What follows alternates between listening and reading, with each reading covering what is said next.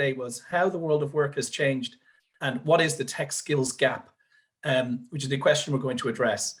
And I suppose what we're talking about there is how technology has changed how jobs are done or created new jobs and maybe replaced some jobs. And so the first thing we want to look at is what's causing this change. So what's driving the change? And I broke it down into 4 areas. One was technology innovation. One would be customer expectations. And by customers, I mean all of us, me, you, everybody. We all buy things from companies, and our expectations of how those companies deal with us change over time. Government policy can be another driver of change. Sometimes government put out incentives and the market changes. And another one is national competition in markets. And I suppose what I mean by that is companies competing with each other and using technology to do it and having to hire different types of staff to use that technology. So we'll just maybe go through them one by one. So when we talk about technology innovation, a big one is how communications have changed over time. So we started out, I suppose, smoke signals, with the postal service, radio, writing letters. The telephone was a huge breakthrough, of course, and then of course television, internet. But now, of course, it's iPhones. I remember when emails first came out, and there was a huge conference in America called Email Marketing. How do you do it? How does that change everything? Emails are so common now, we wouldn't even think about it. But when they first came out, it was a big deal for companies and businesses thinking, how will we do that? How many of our company customers have an email address? Do they expect us to send them something now? But now, of course, it's absolutely part of our lives. So technology changes all the time, and there's new stuff coming out, and the old stuff seems old. A big one is obviously the iPhone. Has more technology in it than put a man on the moon. And in the 90s, if you remember those big brick phones, if you've seen the film Wall Street, the types of phones they were using then. So that's a huge change. And because people are using their iPhones, so that means every company needs an app. So now if you're a retailer, you probably need someone to develop an app, to manage an app, to manage the data coming out of that app, and to communicate with people through it. So it's a big change for some companies who wouldn't have had to think about that 10 to 15 years ago. And of course, customers expect it. So I know now, if you go onto Amazon and you click to buy something and you've bought it, if you don't get an email within 10 minutes, you probably think something's wrong. So therefore, that's an expectation you might have with every other retailer you deal with. So they suddenly need to have all of these online systems in place, because we're actually these days, we're called hyper-connected individuals. And what that really means is we're connected to a lot of different things all at once.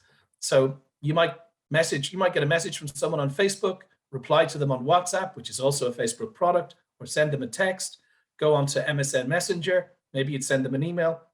So all of those different channels that you're sending messages to your friends on, companies think, well, hang on, we need to be on these channels too. We need to respond to things.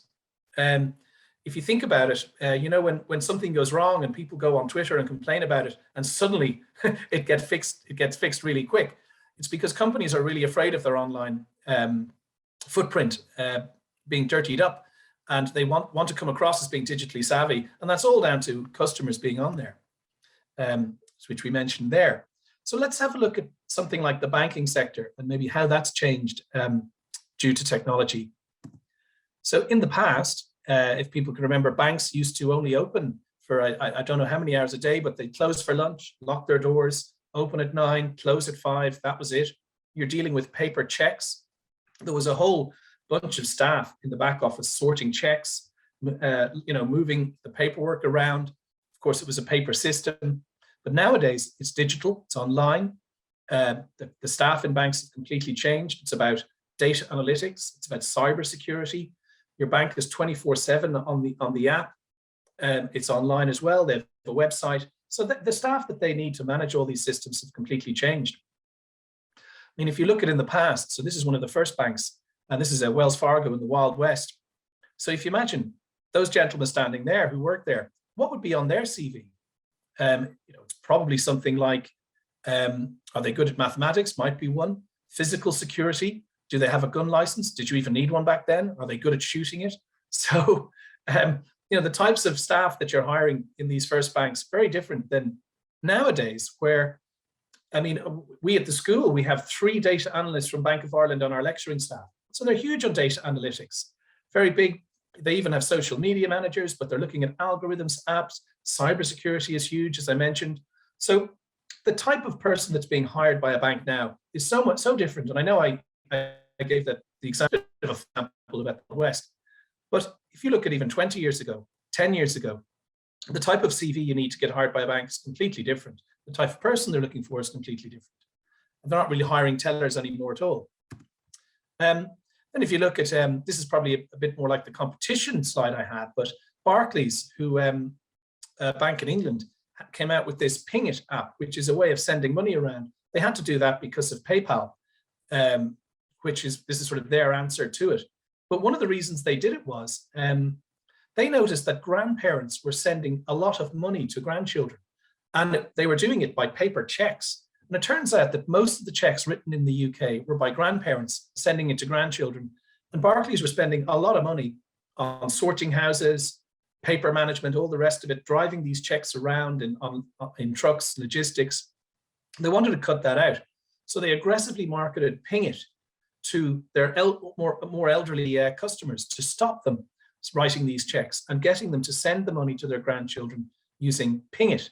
And then, of course, quite cynical, they could let all of the people go who were managing the paper trail of the checks, the logistics companies. They wouldn't have to pay anymore, and they could have some data analysts, some web developers managing the Ping It app, and those jobs changed into being digital jobs. So it's kind of a very specific example, but it shows how the banking industry have changed. Government policy. So a quick one on that. I'll use the German example. So in 2012. Germany rolled out some industry guidelines for manufacturing called Industry 4.0, 4.0 as they call it. And what they mean by that is the fourth industrial revolution. What they really did was, well, the reason they did it, first of all, was competition with China. So the Germans didn't want to lower the wages of their factory workers as China can, but they still wanted to be competitive. So they thought they'll do it through automation, machines, artificial intelligence, the Internet of Things, connecting everything up, and data analytics, and really making their factories more efficient with technology.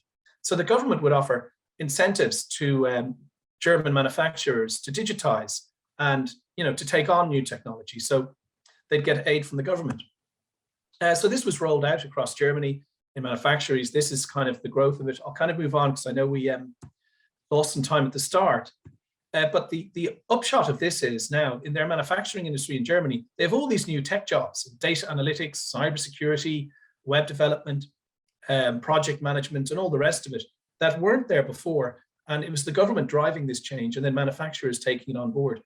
And of course, when something like this happens, it's not just the jobs in the factories that change. A whole load of tech companies pop up with solutions for factories, which has happened actually in Germany. And a lot of American firms, even based in Ireland, target Germany specifically with tech solutions for manufacturing. And it's called industrial IoT, and the IoT stands for the Internet of Things. So a lot of other jobs are created in these tech companies delivering the solutions. So there's a knock-on effect when something like that happens.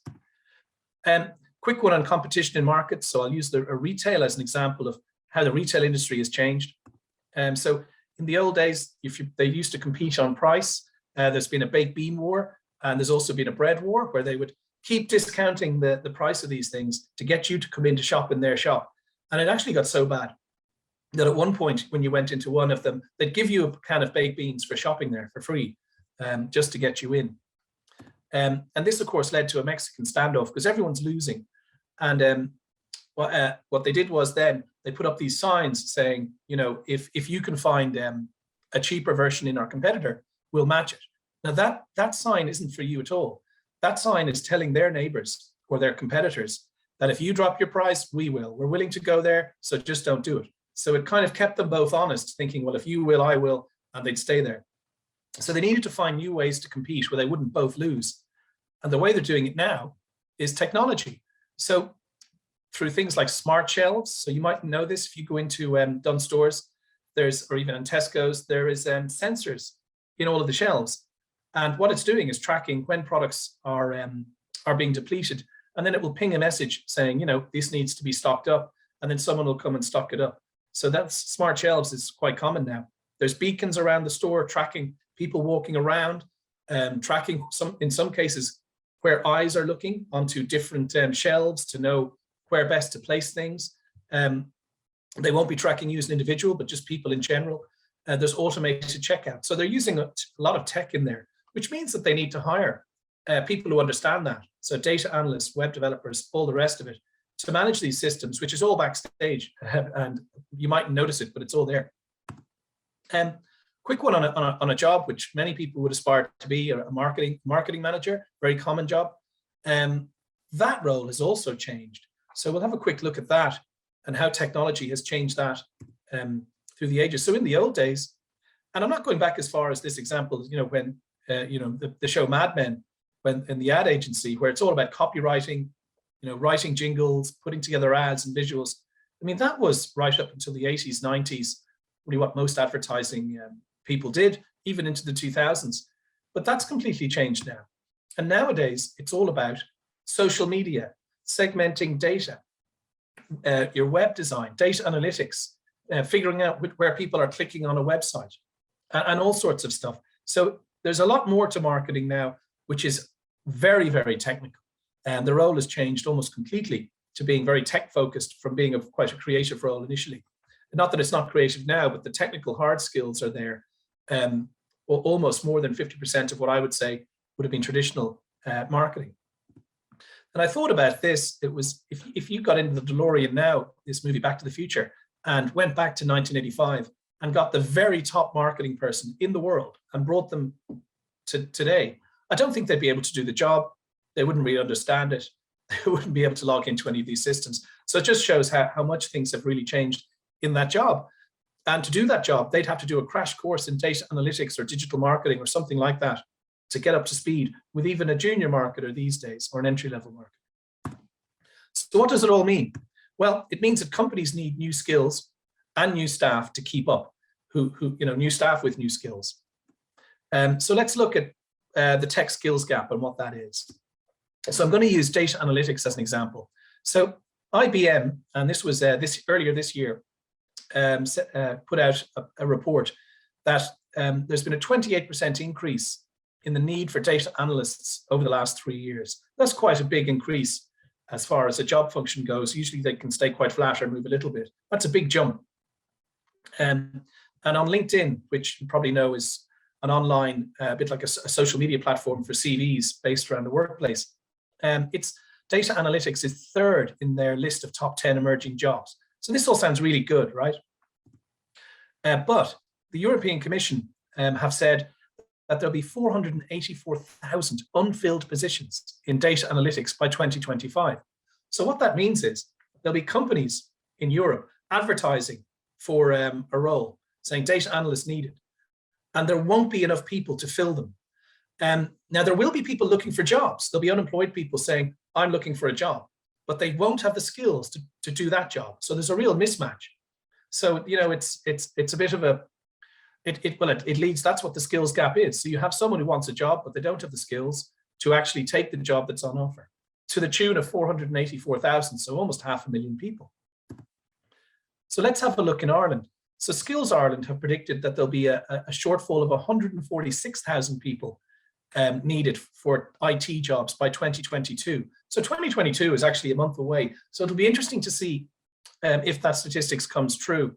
But that was certainly what they predicted 2 years ago. But there is a skills gap. And also, there's 8,000 plus tech jobs coming on stream in Ireland every year, according to Enterprise Ireland. I think it's actually quite a lot more than that, as we track it quite a lot. So even in Ireland here, there'll be job opportunities. They'll be being advertised, but will everybody be able to apply for them? Will they have the skills to apply for them? And that's where the skills gap comes in. And if you look at this this graph, I know it looks like a piece of DNA from a crime series, but it isn't. It's from let's see, it's a Harvard University graph, and the green line is showing education, and the blue line showing technology. So what we mean by technology is, if you imagine technology moving through time and new things being invented, goes up and up and up. And as things are being invented, people need to learn about them. So education tracks it. Whenever technology pulls ahead of education, and in this case, I'm talking about technology being used in a place of work, then you end up with this skills gap, unemployed people, jobs being offered, no one being able to fill the role, because technology's moved on to, we need to up through education, which is where I suppose someone like us comes in to be part of that solution as a technology education provider. So I'll talk a little bit about us and what we do. So we do short and intensive courses in technology, which are practical and hands-on, and we're focused on the tech jobs market, very specifically in Ireland. So we look at what jobs are being advertised in tech, and then we build our training courses around them. We do have other schools throughout Europe, Lithuania, Latvia.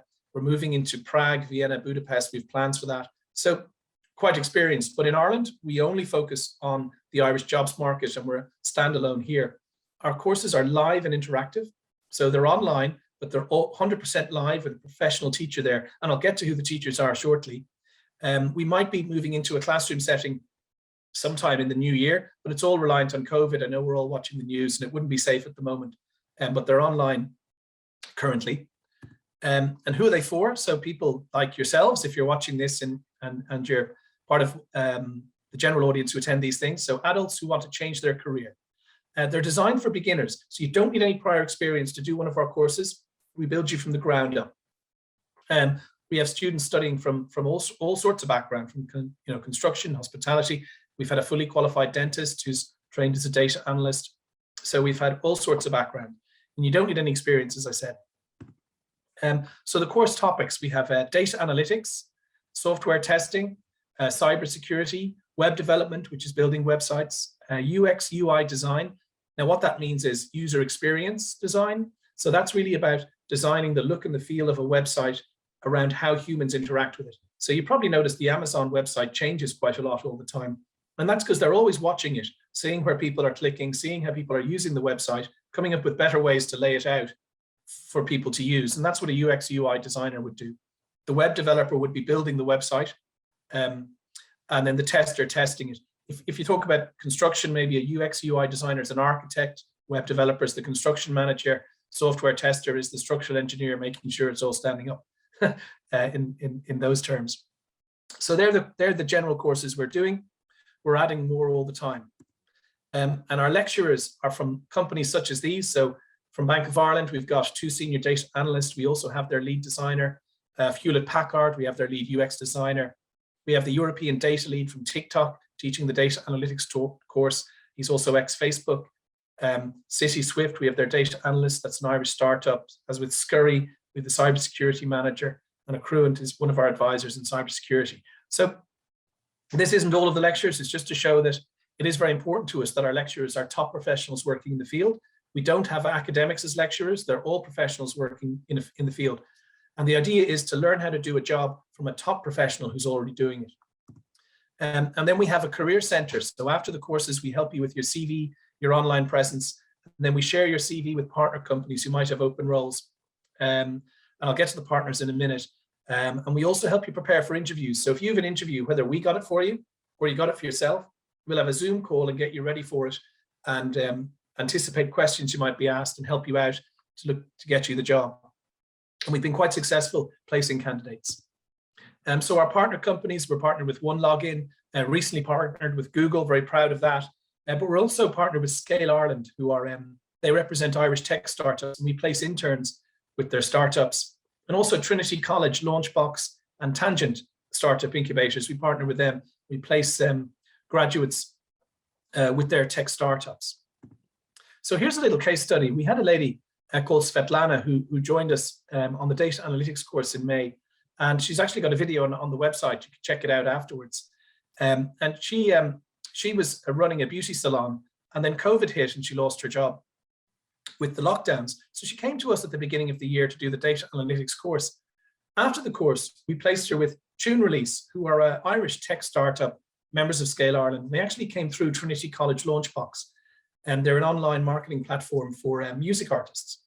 So she did an internship there as a data analyst, and then afterwards applied.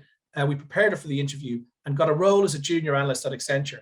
So this was a really brilliant career change story that we're really proud of. We actually have another student called Wilson, who's a Brazilian guy who's working in construction, who's actually followed the exact same path and joined Accenture as well as a junior analyst. So, and these stories are happening every month. So it really does work. And it's kind of a feel good over here when this happens, really brings a smile to the team's face because it's all worth it. Courses, we have what's called a second chance policy. So if you do it once, you can sit it again within 12 months. The reason for that is, and it's free the second time you do it. The reason we do that is you might be trying to build a technical portfolio, or some of it mightn't have sunk in, or you might have found it difficult. So we give you that second chance, and we're the only coding school that actually do that, I believe, in the market. So just a quick one, we're having an event with Google, in partnership with Google, on the 7th of December, which is in a couple of weeks at 1 p.m. It's an information session on the Google Apprenticeship program.